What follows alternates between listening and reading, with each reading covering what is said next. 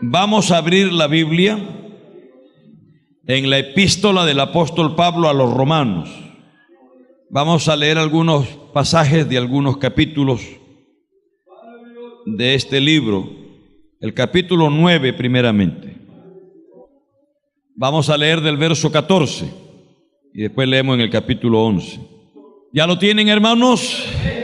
Verso 14, en el nombre del Padre, del Hijo y del Espíritu Santo de Dios. Amén. Dice así la palabra del Señor. ¿Qué pues diremos? ¿Que hay injusticia en Dios? En ninguna manera. Pues a Moisés le dice: tendré misericordia del que yo tenga misericordia, y me compadeceré del que yo me compadezca. Así que no depende del que quiere ni del que corre, sino de Dios que tiene misericordia. Porque la Escritura dice a Faraón: para esto mismo te he levantado, para mostrar en ti mi poder y para que mi nombre sea anunciado por toda la tierra. De manera que de quien quiere tiene misericordia, y al que quiere endurecer, endurece. Capítulo 11, el verso 25. Porque no quiero, hermanos, que ignoréis este misterio, para que no seáis arrogantes en cuanto a vosotros mismos, que ha acontecido a Israel endurecimiento en parte, hasta que haya entrado la plenitud de los gentiles. Y luego todo Israel será salvo, como está escrito: vendrá de Sión el libertador, que apartará de Jacob la impiedad. Y este será mi pacto con ellos, cuando yo quite sus pecados.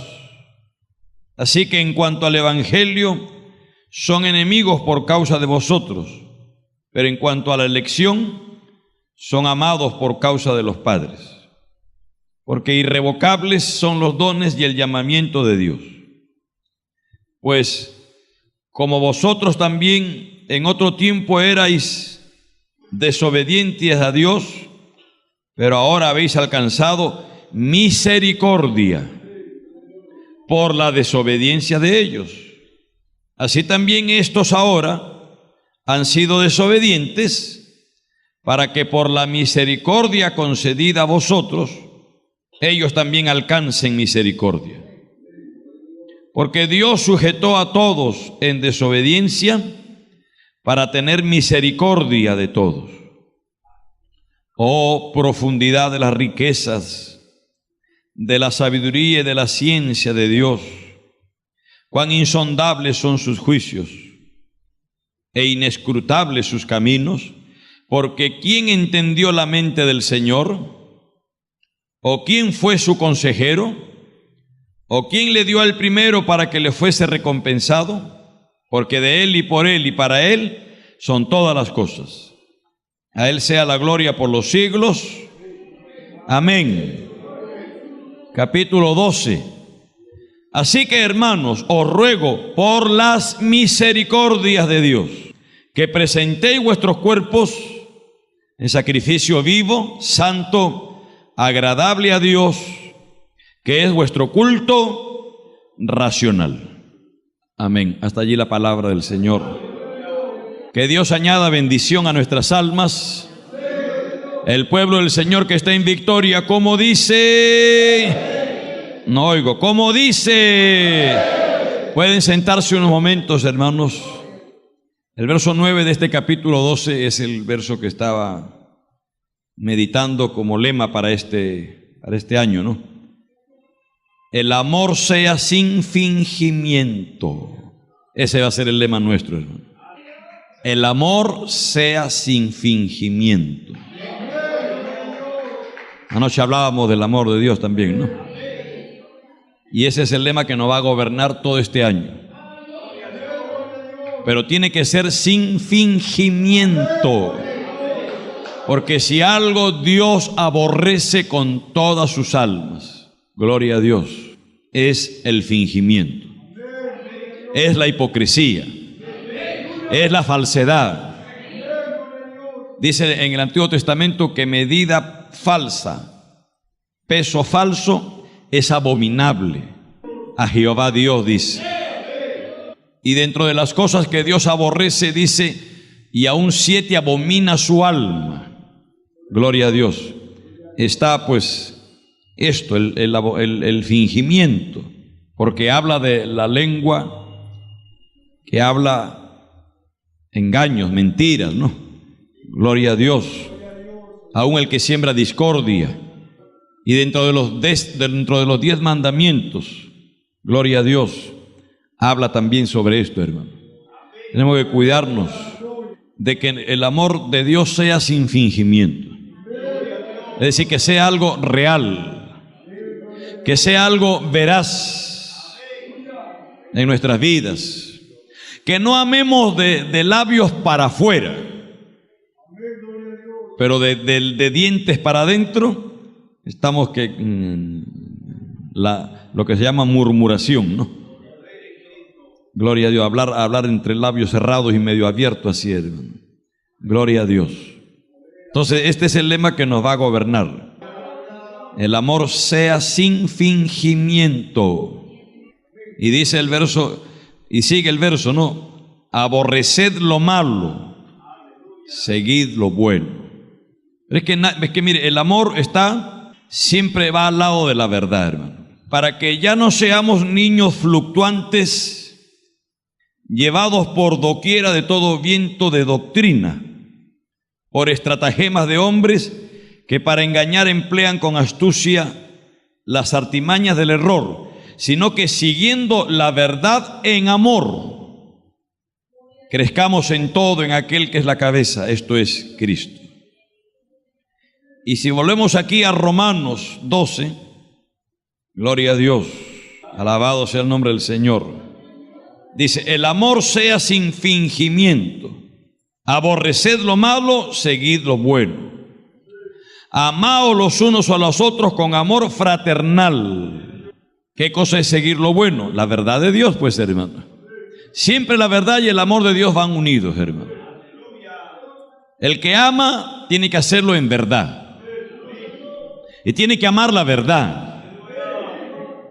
No puede haber nadie, hermano, que diga que ama, que tiene amor de Dios y que sea un mentiroso, un falso, hermano. Porque no es así, hermano. El amor y la verdad van unidos, van juntos. Amén, gloria al nombre de Dios. Alabado sea el nombre del Señor Jesús. Este capítulo 12, especialmente de Romanos, como siempre lo hemos dicho, de aquí empieza la parte práctica de esta epístola. Deberíamos decir que es la justicia en acción. Porque el tema predominante de toda esta epístola es la justicia de Dios. Habla Pablo en los primeros capítulos de esa necesidad de ser justificados. Y Pablo encierra a todos los hombres bajo condenación. Es decir, que todos están desviados. Dice, no hay ni uno bueno. No hay quien haga lo bueno, todos se han desviado.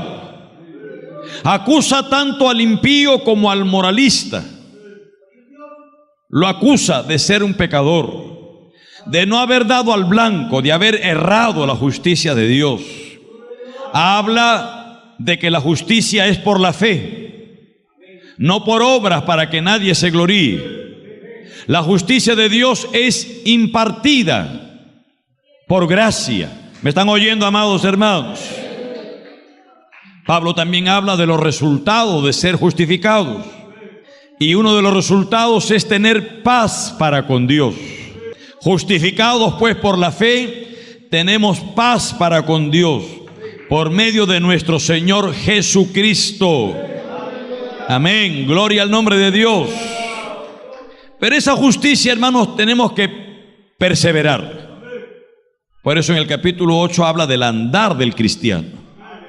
Amén. Aleluya. Como debe de ser el andar del cristiano. Para aquel que ha sido justificado ya no hay ninguna condenación. En Cristo Jesús hemos sido justificados por la fe y no hay ninguna condenación. Dicen amén, amados hermanos. El andar del cristiano. Pero ya en este capítulo 12 nos habla, hermanos, ya de la parte práctica. Para atrás todo ha sido teórico. Esos capítulos 9, 10 y 11, algunos ven un paréntesis y como que Pablo se desvía un poco y se refiere, pero algunos no lo ven así. Yo creo que tampoco es, ¿no? Porque Pablo está hablando de la ilación de la misericordia de Dios. Está hablando de la misericordia de Dios para con este mundo, hermano. Alabado sea el nombre del Señor Jesús. ¿Y qué cosa es la misericordia? Pues ese acto de compasión, de dolor, al ver Dios al hombre en una condición miserable, paupérrima, y verlo desprovisto de toda fuerza para poder levantarse a sí mismo. Porque el hombre no podíamos, hermano. No podíamos levantarnos de esa condición tan miserable en que nos encontrábamos. Pues Dios por misericordia, Pablo lo llama Padre de misericordias. Y en Efesios dice que Dios es rico en misericordia.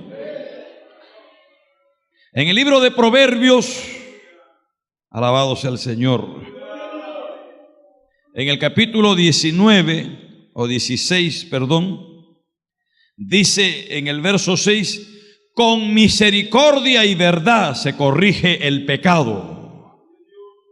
Con misericordia y verdad. Gloria a Dios.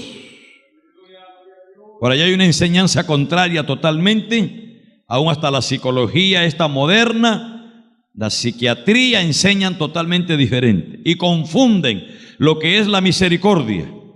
Y quieren, hermanos, corregir con pura misericordia, pero y la verdad la dejan a un lado. Dice que con misericordia y verdad se corrige el pecado. El capítulo 19, verso 22 dice, contentamiento es a los hombres hacer misericordia.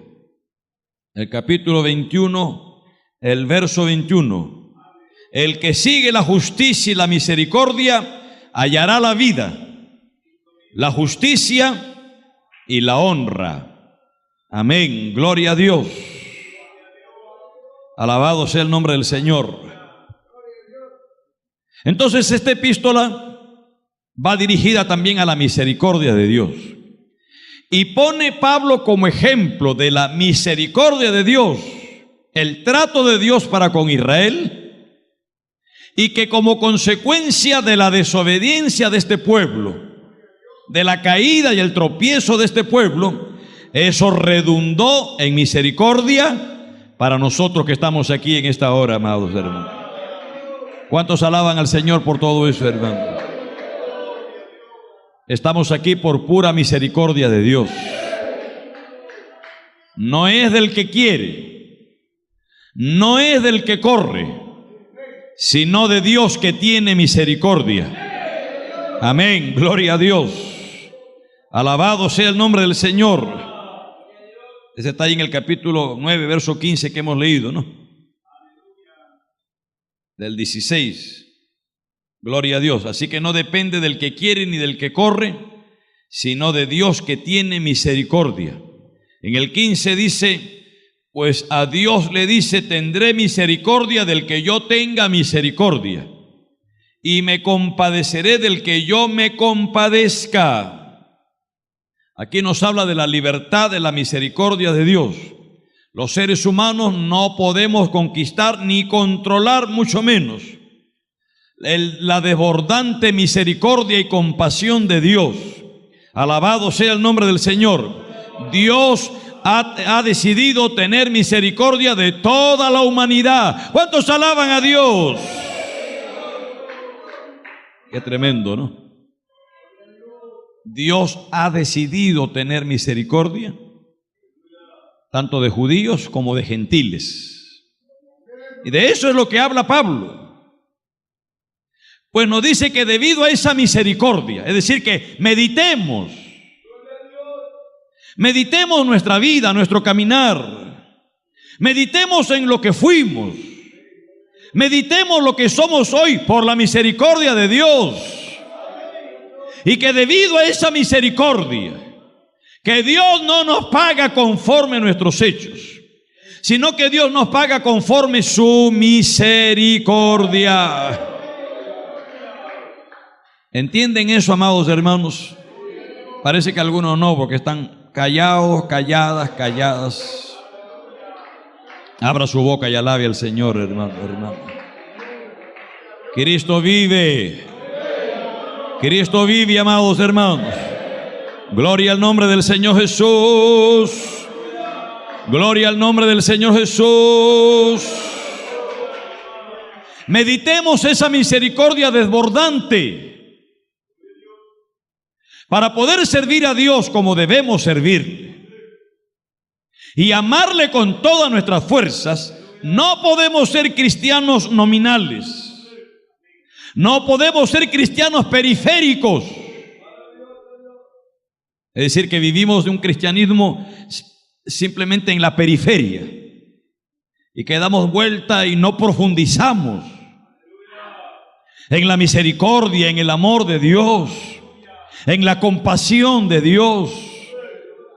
No profundizamos en el conocimiento de Dios. Pedro dice que a la fe que hemos recibido tenemos que añadirle virtud, a la virtud conocimiento,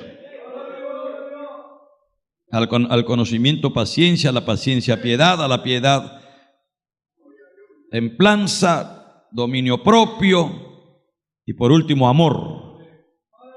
Gloria al nombre de Dios. Pero no podremos amar a Dios si no lo conocemos. Hay muchos creyentes que se han quedado, como decía anoche, desfasados, no desplazados, pero sí desfasados, porque se han quedado en el tiempo, en la primera experiencia que tuvieron de la salvación. ¿Se acuerda usted de esa experiencia? Yo sí me acuerdo. La salvación de mi alma. ¿Cuántos recuerdan esa experiencia maravillosa, hermano? Y eso es algo imborrable, eso es algo que no va a poder desaparecer. Pero no nos podemos quedar allí. Hay creyentes que ahí se han quedado. Por eso digo, desfasados. No han avanzado. No han continuado en el conocimiento. Hay que añadir a la fe conocimiento. ¿Qué conocimiento? ¿Qué conocimiento? ¿De qué? En conocimientos bursátiles, en conocimientos de economía, en esos conocimientos se refiere. Pero hay cristianos que sí se han llenado de esos conocimientos. Pero del conocimiento de Dios se han quedado ahí estancados y no avanzan. Porque el amor de Dios, el amor a Dios tiene que ir en aumento. Si no hacemos eso, corremos el peligro de lo que le ocurrió a la iglesia de los Efesios. Abundaron en todo lo otro, pero en el conocimiento de Dios, en la profundidad de Dios, en el amor a Dios, hasta cayeron, hermano. Por eso la exhortación fue a vuelvan al primer amor. Que hay un primero, hay un segundo, hay un tercero, hay un cuarto y un quinto amor. Gloria al nombre de Dios. No, hay un solo amor, bendito sea el nombre de Dios. Al primer amor se está refiriendo al inicio, cuando se convirtieron, cuando empezaron el camino cristiano. Acuérdate, cuando te enamoraste de Cristo y para ti Cristo era todo. Era tu caminar, era tu andar, era tu sentarte y levantarte, era tu comer, era tu respirar, era tu dormir, era tu soñar, era tu anhelo, Cristo. Tu vida giraba en torno a Cristo. Eras cristocéntrico. Pero algunos, yo no sé si aquí, de repente, Por eso les digo, se han quedado en la periferia, no han profundizado. Porque es verdad también que para conocer a Dios, eso no es como tomarse un caldo de gallina allí en el kiosco, cualquier kiosco, hermano. Y que donde me da hambre paro y aquí voy a comer y se acabó. Y me como mi caldo de gallina. Qué fácil. Conocer a Dios no es así de sencillo, hermano. Para conocer a Dios hay que sacrificar, hay que esforzarse, hay que meterse diligentemente. Que es lo que dice Pedro, ¿no? Que diligentemente inquiramos, indaguemos, profundicemos. Alabado sea el nombre del Señor Jesús. ¿Qué es lo que te falta para poder conocer más y mejor a Dios? ¿Qué te falta? Si tienes todas las cualidades que también tiene un gran teólogo, tienes el coeficiente normal, tienes el espíritu, tienes el alma. Y lo que sí hace falta es indispensable, es la salvación del alma. ¿Cuántos tienen la salvación de su alma? A ver, amado hermano, ¿estás seguro? ¿De qué te falta? ¿Qué te falta? ¿Qué nos falta, hermano? ¿Qué te falta? Lo único que falta es decisión. Claro, repito, no es fácil.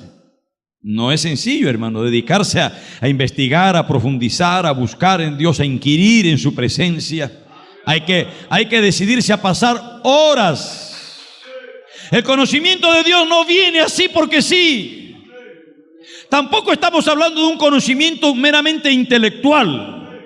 Volvernos ratones de biblioteca y a comernos literalmente libros y Biblia. Y llenarnos de conocimiento intelectual aquí, la cabeza nos crece demasiado. Yo estoy hablando de un conocimiento al lado del conocimiento intelectual experimental. Cristo dijo: conoceréis la verdad y la verdad os hará libres. Tener una experiencia, avanzar en ese conocimiento. Pablo decía: a fin de conocerle. Y había depuesto todo lo que podía ser obstáculo y estorbo para él avanzar en ese conocimiento. A tal punto que él decía: cuántas cosas que para mí eran ganancia en otro tiempo, las he estimado por pérdida. Y es más, las he puesto por basura y las considero estiércol. Yo no puedo entender cómo hay gente que lo que Pablo consideraba estiércol, excremento, hay gente que quiere eso. A ver, pastor, ¿cómo es eso? Claro, lo que Pablo dice que consideraba como estiércol, como excremento, eran reconocimientos, los títulos, los renombres, la fama, el prestigio. Para Pablo dice: todo eso es excremento, dice. O sea, Pablo lo considera excremento y hay gente que quiere el excremento y que buscan excremento. Señor Dios mío, puedes levantar tu mano y alabar a Dios. Cristo vive y Cristo nos ama, amados hermanos. Pero todas esas cosas que eran estorbo o podían ser estorbo a Pablo para avanzar en el conocimiento de él, lo tuvo que deponer. Hay que deponer cosas, hermanos. Hermanas, suena muy bonito y leemos: el amor sea sin fingimiento. Qué lindo suena, pero cúmplelo pues. ¿Por qué cree que cuando Cristo empezó a adoctrinar, las multitudes que se contaban por miles comenzaron a irse? Y los discípulos dijeron entre sí: la gente se está yendo, al Señor se le está yendo la mano también. Está demasiado fuerte y la gente se está yendo. Y el Señor voltea a ellos y le dice: ¿ustedes también quieren irse? Aleluya. Gloria al nombre del Señor Jesús. Cristo vive, amados hermanos. No es sencillo. Ser cristiano neotestamentario, ser cristiano bíblico, Ser cristiano según las normas y los estándares de Cristo, no los estándares de los hombres, no es fácil, no es sencillo. Repito, hay que autosacrificar, autonegarse. La negación del yo, del capricho, de la voluntad mía. Cristo dijo, yo no hago mi voluntad, yo hago la voluntad del Padre. Y aún en el momento más difícil, Él se dedicó a buscar la voluntad de Dios. En el Getsemaní. Era tan difícil, hermano, que dice la Biblia que su alma estaba afligida hasta la muerte. Porque como humano que era, el peso de lo que estaba enfrentando y tenía que enfrentar no era fácil, humanamente. Porque Cristo enfrentó todo eso como hombre, como verdadero hombre. No como Dios, porque Él se despojó de esos atributos, de esas cualidades, de esa forma, y tomó forma de hombre, verdadero hombre, amén. Pero no dejó de ser verdadero Dios también, porque algunos creen que cuando estuvo aquí en este cuerpo humano dejó de ser Dios. No podía ser, no podía ser, porque si era un hombre más nada más, entonces no nos redime. Dice Colosenses, porque en Él habitó corporalmente toda la plenitud de la deidad. Y Él era Emmanuel, que significa Dios con nosotros. Y habitó entre nosotros. Y se movió entre nosotros. Y vimos su gloria. Gloria como del unigénito del Padre, lleno de gracia y de verdad. Amén, amén, amados hermanos. Por eso Cristo podía decir, el que me ha visto a mí, ha visto al Padre. Gloria a Dios. Pero en el momento más duro y más difícil, el Señor se fue a orar. Dice que era tan difícil que sentía su alma afligida hasta la muerte. Su sudor eran como gotas de grande sangre, como gotas de sangre. Es decir, era tan tenso e intenso el momento. Les dijo a sus discípulos, oren conmigo una hora, ayúdenme. ¿Cuál era lo que lo sobrecogía? Conocer la voluntad del Padre. Conocer la voluntad del Padre. Cuando más necesitaba el respaldo de su discípulo en oración, ellos roncando, hermano. Vuelve y dice, ¿no habéis podido orar ni siquiera una hora conmigo? Velad y orad. La carne es débil, pero el espíritu. Y a la tercera vez, ya cuando viene, entonces les dice, ya, duerman, descansen ya ahora. ¿Por qué? Porque ya él había tenido la respuesta de cuál era la voluntad del Padre. ¿Cuál era la voluntad del Padre? Que muera, que vaya a la cruz, que beba la copa, el sufrimiento. Esa era la voluntad del Padre. Lo que le preocupaba, Cristo no tenía miedo o temor de la cruz o que esto, no, lo que a él le preocupaba y que aprendió la obediencia, dice Hebreos, era que la voluntad de Dios fuera la cruz. Él no es que le tenía terror a la cruz, sino el hacer la voluntad de Dios. Y ese debe ser nuestra preocupación. Nuestra preocupación y mayor deseo debe ser conocer la voluntad de Dios. Pero a veces queremos usar intermedios o intermediarios, y queremos usar al pastor como intermediario, y no queremos tomar las decisiones nosotros, y venimos al pastor, pastor, ¿usted qué me dice? ¿Lo hago o no lo hago? Si yo le digo hágalo y sale mal, bueno, usted tiene la culpa, pues pastor, usted me dijo. Alabado sea el nombre del Señor. Y si le digo hágalo y le sale bien, amén, Dios me ha bendecido. Tremendo, tremendo el ser humano, hermano. Gloria a Dios. Yo no voy a tomar decisión por nadie, hermano. Número uno, porque usted es responsable delante de Dios por sus decisiones. Y número dos, yo no soy señor de ustedes. Yo no soy el dueño de ustedes. Si yo fuera el dueño de ustedes, ahí sí tomo decisiones por ustedes. De que tú no haces eso, haz esto que yo te digo. Y tú también no vas allá, vas a ir donde yo te digo, porque yo soy tu dueño, tú eres esclavo, no tienes voluntad. No, pues hermano, yo no soy el señor de ustedes.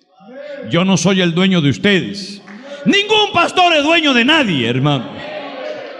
Somos administradores. Y cuando aparezca el príncipe de los pastores, nosotros los pastores vamos a tener que rendirle cuenta a él. Por eso la exhortación de Santiago: no os hagáis maestros muchos de vosotros, sabiendo que recibiréis mayor condenación. Ay, ay, ay, cuidado, Dios mío. Spurgeon decía: no te hagas ministro, pero si puedes evitarlo, evítalo.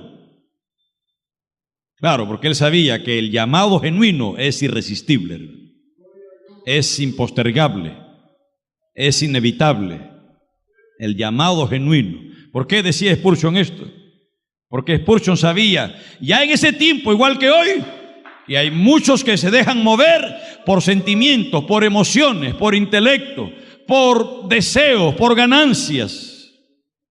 Hay mucho falso. Yo me atrevo a decir que más del 50% de los que están en los ministerios no están por llamado genuino. ¿Cuántos será más del 50%? Ahí me lo reservo yo ya. Puede ser 60, 70, 80 o 90%. No. Pero yo creo que un altísimo porcentaje, y más en estos tiempos, de los que están en los ministerios, no estoy hablando del Ministerio de Economía, el Ministerio de Transportes y Comunicaciones, estoy hablando del ministerio bíblico. Más del 50% están por intereses personales. Lo que los mueve no es otra cosa que intereses.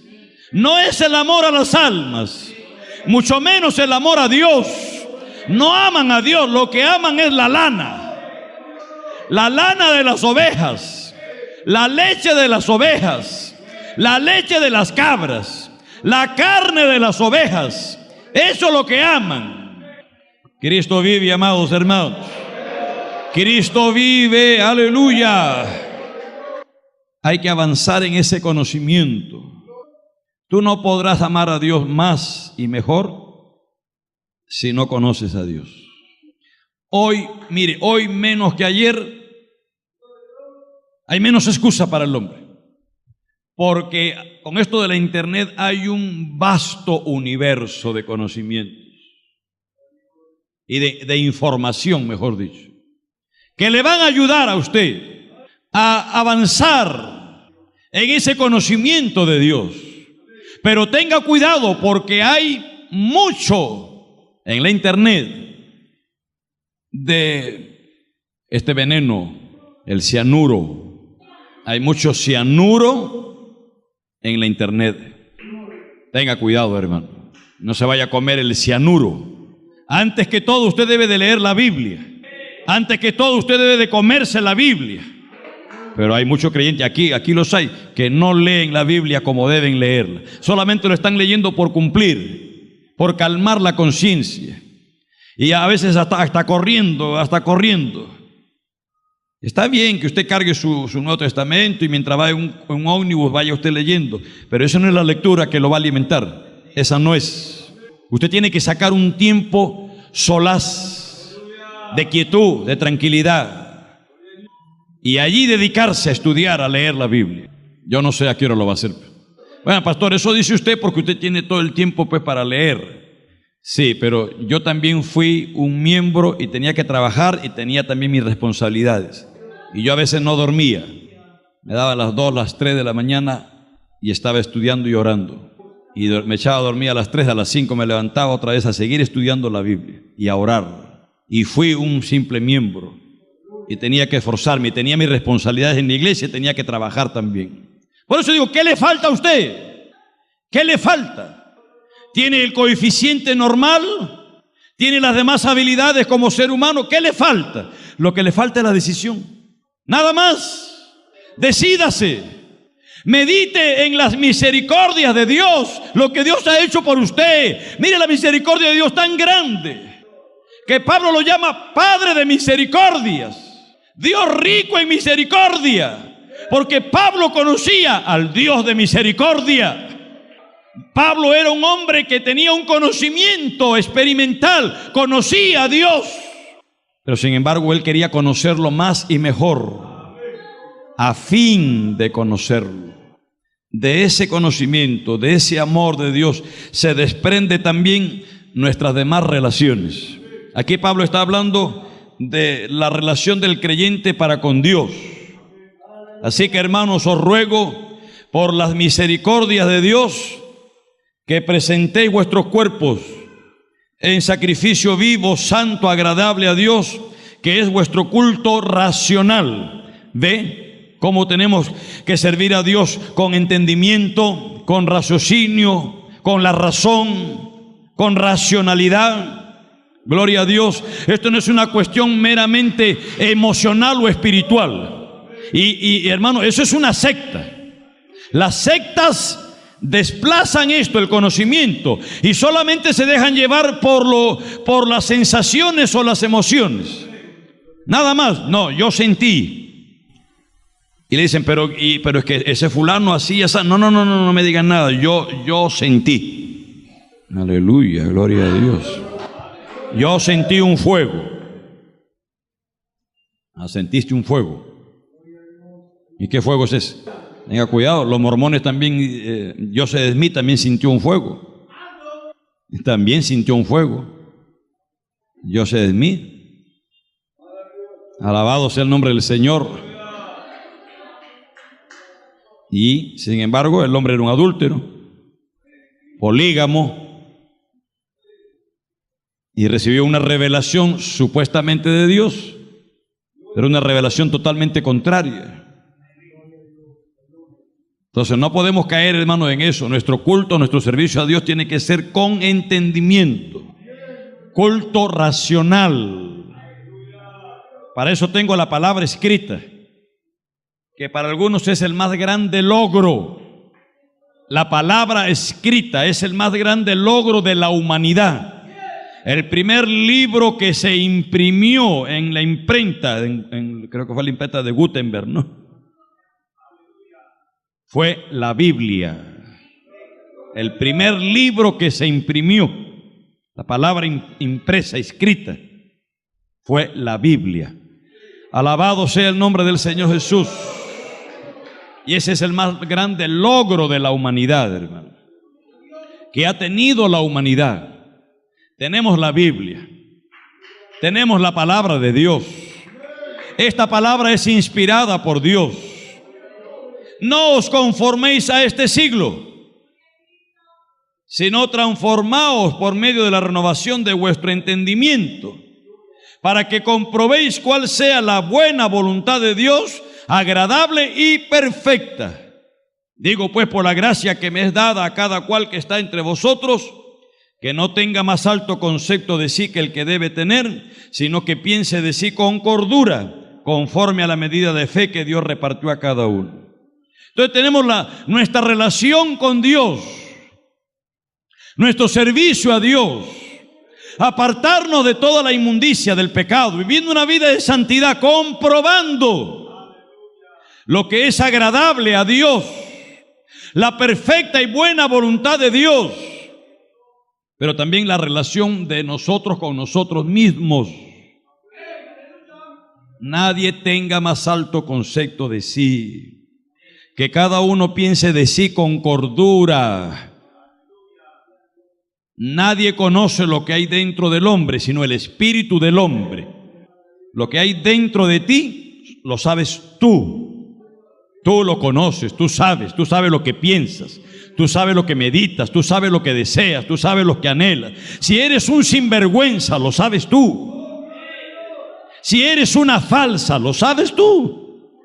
Si eres una hija de Dios, un hijo de Dios, eso lo sabes tú también. Tú sabes lo que hay dentro de ti, lo que corre dentro de tu cabeza, lo que sientes aquí dentro. ¿Por quién late tu corazón? Eso lo sabes tú, pues. Si no lo sabes, entonces Pablo dice, bueno, entonces estás desechado, entonces, pues.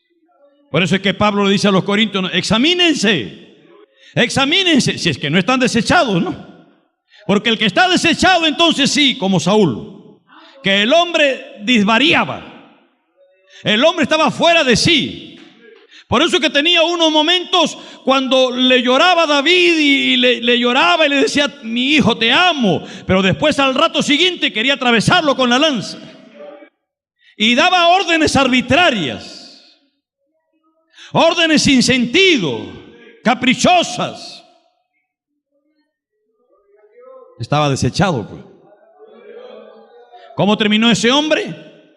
Consultando a la bruja, porque Dios no le hablaba. El Espíritu de Dios se había apartado de él. Ya Dios no le ministraba ni por Urín, ni por Tumín, ni por sueños, ni por visiones, ni por palabra de profeta. Ya Dios lo había dejado. Entonces terminó consultando a la divina de Endor, una bruja. Cristo vive. Si usted no está desechado, gloria a Dios, entonces usted conoce lo que hay dentro de usted. Usted sabe lo que hay dentro de usted. Usted sabe lo que corre por aquí, por su mente, lo que discurre por su corazón, por su alma y todas sus entrañas. Usted lo sabe, hermano. Que cada uno piense de sí con cordura, conforme a la medida de fe que Dios repartió a cada uno. Es decir, según la capacidad espiritual que tienes, según el poder espiritual que Dios te ha dado, según esa medida, esa capacidad. Porque Dios no reparte su espíritu por medida. No está hablando de su Espíritu Santo, no está hablando de su presencia. Está hablando de la medida espiritual. No todos tienen la misma medida espiritual aquí. Hay algunos que tienen una medida más grande que otros. Hay algunos que han alcanzado una espiritualidad mayor que otros. Pero el que es espiritual no dice que es espiritual. Aleluya. Hay gente que se vive llenando la boca y decir: yo recuerdo que había uno que menospreciaba a los demás, y entonces no se juntaba con alguno porque decía: no, tú eres un carnal, yo conozco mi condición, que mi condición es caliente. Tu condición es mediocre, tibio eres tú. Yo soy caliente. Y entonces llegaba a su trabajo a las 9, 10 de la mañana. Cuando le reclamaban decía: no, yo tengo que orar, lo que el Espíritu dice yo hago. Yo tengo que orar. Yo tengo que sacar tiempo y tengo que orar, decía, porque mi condición es caliente y me lo demandan. Tu condición caliente. Y menospreciaba a otros. Ciego. No tiene nada de Dios. Así hay gente, hermano. Por eso les digo, este lema es muy bonito, pero también va a haber apretón, ¿eh? Vamos a hablar todo este año, porque hay abundante. Mire, desde Génesis hasta Apocalipsis corre. Yo siempre he dicho que hay como dos ríos que corren paralelos. Uno de ellos es el amor de Dios, desde Génesis hasta Apocalipsis. El otro es: Dios no puede ser burlado. Los dos corren por toda la Biblia. El amor de Dios, pero Dios no puede ser burlado. Lo que el hombre siembre cosechará. Nadie se va a reír de Dios. Lo que pasa es que Dios es paciente y soporta, tolera los vasos de ira preparados para la ira. ¿Cuáles son esos vasos de ira? La gente impía y perdida. Esos son vasos de ira preparados para el día de la ira. Pero nosotros somos vasos de misericordia, amados hermanos. Somos vasos de misericordia, donde Dios derrama su misericordia cada día. Oh, gloria al nombre de Dios. Oh, gloria al nombre de Dios. Según la medida de fe, según la capacidad, según el poder espiritual que Dios ha dado. Y eso depende de ti. Si tú buscas a Dios, el Señor ha dicho: buscad y hallaréis, llamad y se os abrirá, pedid y recibiréis, porque todo el que pide recibe, todo el que busca halla, y todo el que llama se le abrirá. Dicen amén. Entonces, ¿qué estás esperando, hermano querido, hermana? Hay un mar para navegar, no la internet. Estoy hablando del Espíritu de Dios. Es un océano, es un mar. Métete en ese río, métete en ese mar. Empieza a hacerlo. Solamente falta la decisión. Toma la decisión. ¿De qué es lo que está estorbando? La carne. La carne se opone. Y la carne lo que quiere es vivir en todos los placeres y los deleites de esta vida, pues, hermano. La carne quiere vivir en la vanagloria, la carne quiere vivir. Por eso es que hay personas creyentes que se dejan arrastrar por las modas. El mundo saca y implanta una moda y ya el creyente está mirando ya esa moda también. Esos zapatos quiero yo. Esos zapatos. Y ahora las mujeres usan zapatos que parecen Frankenstein. O unas suelas así, 20 centímetros de suela. Yo no puedo pensar que una hija de Dios se vista así, hermano. Aleluya, ¿qué pasó? Y entonces aparece la hija de Dios con los zapatos de Frankenstein. O unos tacos así de 30 centímetros de vuelo, hermano. No, o quizás no lo usa, pero lo anhela aquí dentro. Esos zapatos, cómo me gustan esos zapatos, pero no puedo. No puedo porque... Pero ya está en el corazón. Y ya Dios también lo chequeó y quedó anotado. Por eso es que tenemos tantos llamados creyentes y con esos pantalones pitillos, ¿no? Pitillo, le gusta ya. Pitillo, hermano. Camisas pitillo, pantalones pitillo, calzoncillos pitillo. Ten cuidado que esas modas son afeminadas. Yo he visto a hijos de pastores así. Y el pantalón a la cadera, pitillo, todos afeitados, se depilan el cuerpo, se depilan, hermano.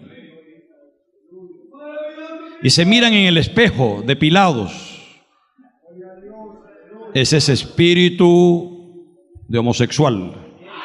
Allá afuera. Esos grandes futbolistas, los grandes futbolistas, entre comillas, ellos practican todo eso. Y yo un día lo vi, pues salió una foto inclusive, se publicó en el periódico, una noticia. El marido de Shakira, ese futbolista, con otro futbolista del Real Madrid, besándose y estaban en unas caricias. Pero son los grandes astros. Son los grandes ídolos. El mundo dice la Biblia, no os conforméis a este siglo, no te dejes amoldar.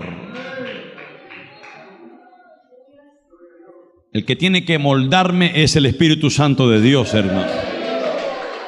Yo no tengo que seguir la corriente de este mundo podrido, este mundo cochino, este mundo asqueroso. Yo tengo que seguir la corriente del Espíritu Santo de Dios. Gloria al nombre del Señor.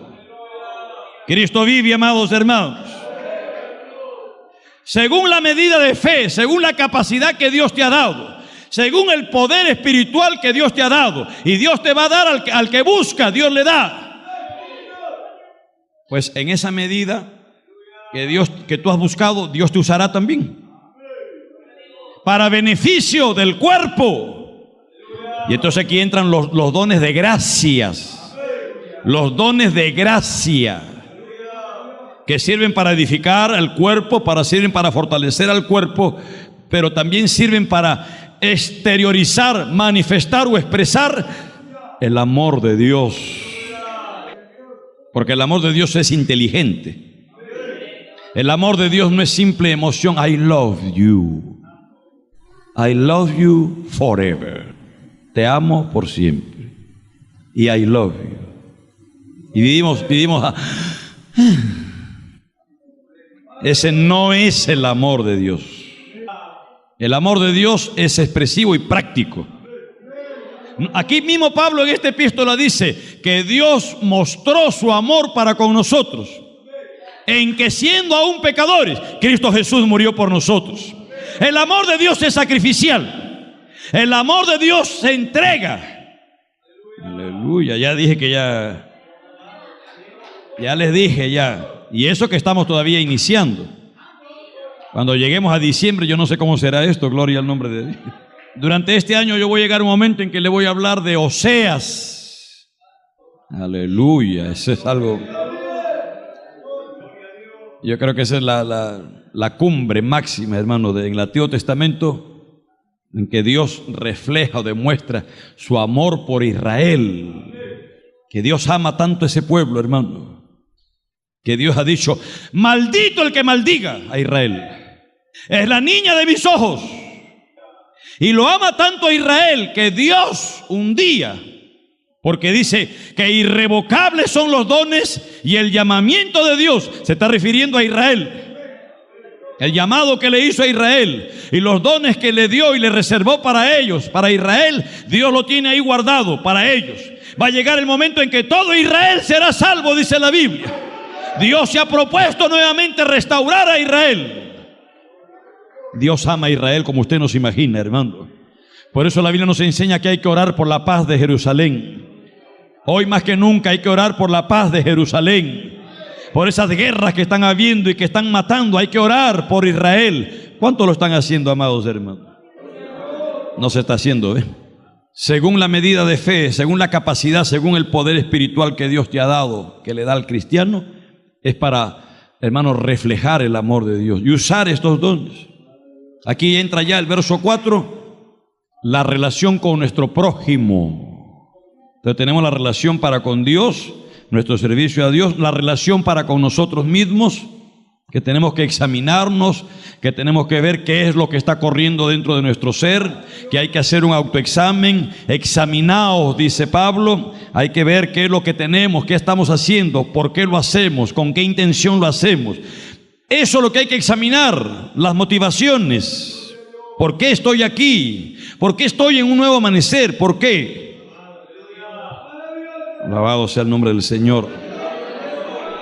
Cristo vive, amados hermanos. Yo también me hago esa pregunta: ¿por qué estoy?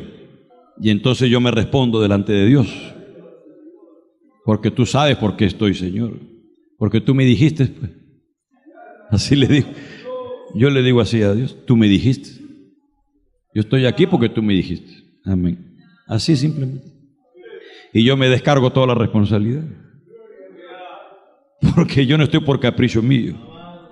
¿No ha dicho el Señor: mío es el oro y mía es la plata? ¿No ha dicho el Señor? ¿Lo ha dicho el Señor o no lo ha dicho, hermano? Y está después de ese verso. Ahí en Ageo el Señor lo ha dicho: la gloria postrera de esta casa será mayor que la primera. Y más adelante, para alentarlo, le dice: mío es el oro y mía es la plata, le dice. O sea, ¿qué es lo que hace falta? ¿Dólares? Los dólares vendrán, pues, porque el Señor lo ha prometido. Y como Él me ha dicho que esté aquí, entonces yo por eso descanso en Él. Si yo estuviera en mi capricho, pues estuviera con taquicardia, estuviera con oxígeno, ya estuviera internado, estaría, Dios mío, y ahora no sé en lo que me metí. No, hermano. Yo sí sé en lo que me he metido. En la voluntad del Padre de los cielos, amado hermano. Cuando hay plata, pues eso es fácil, ¿no? Imagínense, cuando estábamos allá, Dios mío, en buena hora. Porque se está perdiendo también lo que es vivir por fe, hermano. Se está perdiendo. Ya no se vive por fe. Ahora estamos en la etapa de la odisea, donde no soy rico, tengo todo, no me hace falta nada. Entonces eso no es vivir por fe, hermano. Vivir por fe es depender de Dios. Pero si dependemos de la cuenta del banco, si dependemos de las cuentas en los bancos, de los miles, cientos de miles y millones de dólares en los bancos, entonces eso no es fe. Yo estoy dependiendo del Dios Mamón, de la riqueza, pero no estoy dependiendo del Dios Jehová. Y yo quiero depender del Dios Jehová de los ejércitos. Así que sigamos avanzando en el conocimiento de Dios, el servicio al prójimo. Para eso Dios nos da de su Espíritu. Porque de la manera que en un cuerpo tenemos muchos miembros, pero no todos los miembros tienen la misma función.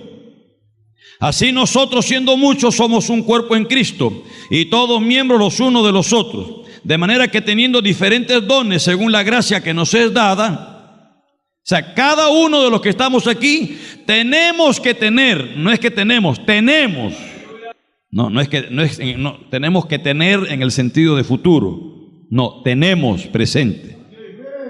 Tenemos algún carisma, alguna gracia de Dios. Porque no puede ser que pertenezcas al cuerpo y no tengas ninguna función o habilidad. Aunque seas el dedo chiquito del pie, tienes una función. Todos tenemos de Dios algo que dar, hermano. Y tiene que usarse en la medida de la fe. Es decir, según la capacidad, según el poder espiritual que Dios te da. Y según el esfuerzo tuyo. No buscas de Dios, no oras. Entonces la fe mengua. ¿Cómo vas a poder usar lo que Dios te ha dado? Se debilita también. Y ten cuidado, porque si un miembro no se usa, te atrofia. Entonces, de manera que teniendo diferentes dones según la gracia que nos es dada, si el de profecía, úsese conforme a la medida de la fe. Úsese conforme a la medida de la fe, según el poder que Dios te ha repartido. Según la fe que tienes, según el conocimiento, según el crecimiento tuyo, la madurez tuya. Alabado sea el nombre del Señor. Es como ejemplo, ¿no? El niño crece y va comenzando a usar sus miembros. Y a medida que va ejercitándose y avanzando, va perfeccionándose. Escribe y escribe, al principio escribe unos garabatos horribles. Pero entonces viene la ortografía, la caligrafía, y viene todos estos elementos que le enseñan, y a las finales termina diestro. Y no solo escribiendo, sino hasta dibujando, y se vuelve un dibujante excelente, porque ha ido avanzando. Yo creo que todos tenemos en el cuerpo, si eres del cuerpo. No estoy diciendo si eres de Nuevo Amanecer. Si eres del cuerpo, tienes que tener alguna habilidad. Pues no puede ser que seas del cuerpo y no tienes nada. Entonces no eres del cuerpo, o has sido mutilado entonces. No puede ser, pues. ¿Entienden, hermanos, ese símil, esa comparación que está en la Biblia? Lo que pasa es que no lo ejercitamos por nuestra escasa fe y nuestra escasa búsqueda, y nos hemos conformado a ser creyentes periféricos, repito. El de profecía, úsese a la medida de la fe. O si de servicio, en servir. Esa capacidad, ese deseo, ese poder que Dios da para prestar asistencia, para prestar a los miembros, servirle. Eso es un don, hermano. Y que algunos lo tienen. Y se deleitan y se complacen en servir, en ayudar, en socorrer. Se desviven. Es algo que Dios te ha dado. Pues úsalo, ejercítalo. Si te ha dado esa capacidad, ese don en el servicio, sácale filo a ese don. Afiánzalo. Fortalécelo. Vuélvete diestro en ese don, en esa capacidad que Dios te ha dado. Si es en la enseñanza, pues entonces, esa capacidad de poder transmitir, dar, enseñar. No todos ni cualquiera lo pueden hacer. Eso es un don que se recibe. Y que yo creo que a los pastores y los maestros Dios se los da para que puedan enseñar. Los que tienen el ministerio de pastor y maestro tienen que tener ese don como don, la enseñanza, para que puedan enseñar. Esa capacidad que no viene de uno, no sale de uno, viene de Dios. Aleluya. Esa capacidad de analítica, de estudiar, de profundizar en la palabra, y la capacidad también de poder disertarla. Eso es un don, hermano. Si alguien no tiene ese don y tiene el don más bien del servicio y se quiere meter a enseñar, se va a enredar como si estuviera caminando con zapatos desatados y se pisa el pasador. Pero si Dios te ha dado, sácale filo. Sácale filo, métete. ¿Cómo le sacas filo? Si te ha dado el don de la enseñanza, métete a estudiar. Profundízate, métete. Vuélvete capaz, diestro. Avergüenza al diablo. Que el diablo no se avergüence de ti. O que tú no te avergüences, sino que él se avergüence de ti. Que cuando te pares y abras la boca, hermano, puedas traer una enseñanza que convenza, que redarguya y que llene y satisfaga. Oh, gloria al nombre de Dios. Cristo vive, el que exhorta en la exhortación. No cualquiera también puede dar, no cualquiera tiene esa capacidad de exhortar. No cualquiera, hermano. Dios se los da a algunos, esa capacidad de poder, hermanos, llegar con la palabra y hacer sensible a la persona, redarguir a la persona. Gloria a Dios. El que reparte con liberalidad. El que reparte con liberalidad. Y hay creyentes que Dios le da esa capacidad también. Y aún de poner lo que está a su alcance a disposición. Tanto sus conocimientos, su intelecto, sus fuerzas, su sabiduría, su economía, todo. Ese es un don también. Y lo hace con liberalidad. Lo hace no, hermanos, con discriminación de personas, como don. El que preside con solicitud, esa capacidad para guiar, para controlar, supervisar, para liderar, eso no lo hace cualquiera tampoco, hermano. No cualquiera. Presidir lo tiene que hacer con solicitud. El que hace misericordia con alegría. El amor sea sin fingimiento. El amor de Dios. Quiero terminar yendo a Gálatas. El fruto del Espíritu versus la obra de la carne. La obra de la carne ya usted lo tiene allí, que son adulterio, fornicación, inmundicia, lascivia, idolatría, hechicerías, enemistades, pleitos, celos, ira, contienda, disensión, herejía, envidia, homicidio, borracheras, orgías y cosas semejantes a estas. Son los deseos de la carne, la vanagloria de la vida, los deseos de los ojos. Todo eso es obra de la carne, del mundo. Y el mundo pasa y sus deseos. Pero el fruto del Espíritu es... ¿Cómo comienza? Amor. Amor. ¿Por qué en primer lugar? Porque el amor regula, gobierna y produce los demás frutos. Si no hay amor, todo lo demás, gozo, paz, paciencia, benignidad, bondad, fe, mansedumbre, templanza,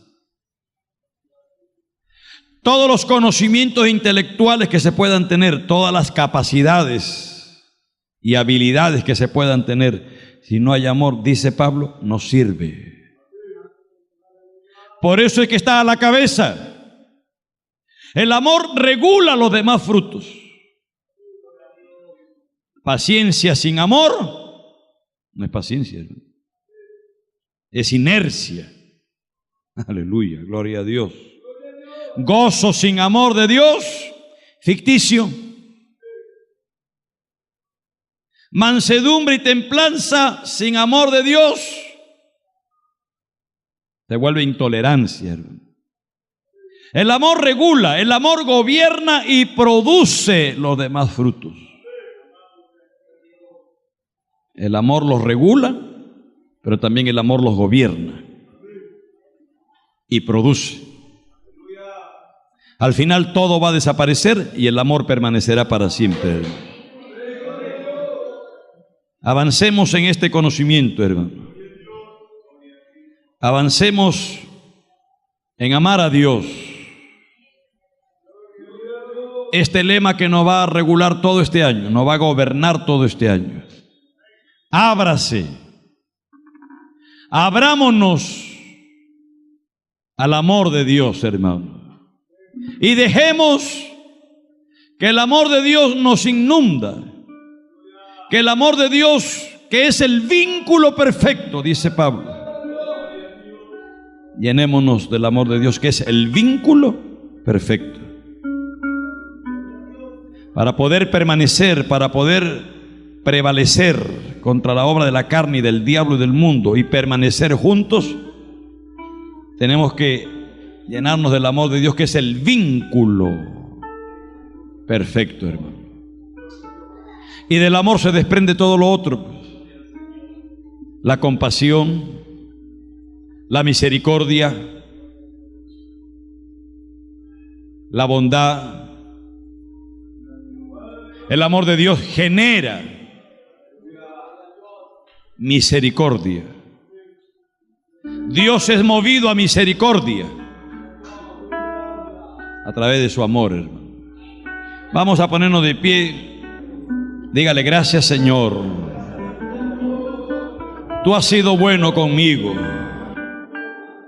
Eres bueno conmigo, Señor. Si yo estoy aquí es por tu misericordia, es por tu gracia, es por tu amor, Señor. Yo te pido, Señor amado, ayúdanos. Ayúdame, dile, hermano, hermana. Quiero oírte alabando, adorando a Dios, agradeciendo al Señor.